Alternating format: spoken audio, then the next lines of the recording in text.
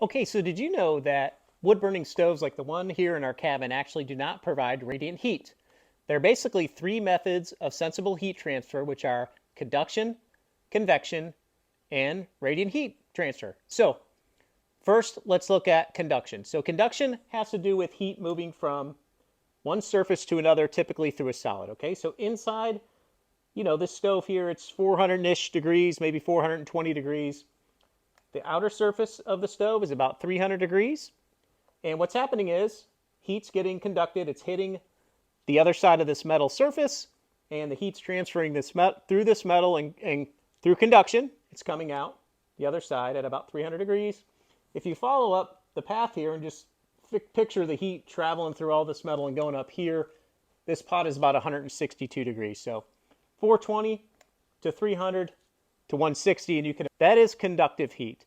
What is going on with convection? So convection is kind of the same process except through a fluid.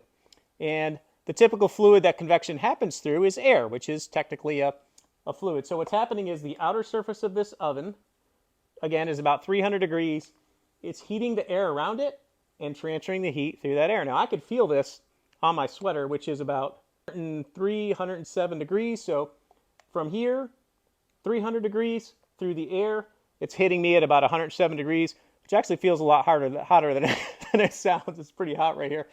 But that's what's happening through convection. It's heat transferring through the air, heating up the air molecules and the surrounding air molecules. And as you go out further, it would get less and less. There'd be less and less heat. So what is radiant heat? So radiant heat has to do with electromagnetic waves transferring through the air. A good example of that is if you're standing outside, it's 30 degrees, the sun's hitting your face, it feels very warm. It definitely feels warm at 30 degrees. That's because of radiant heat through the electromagnetic waves coming from the sun, etc.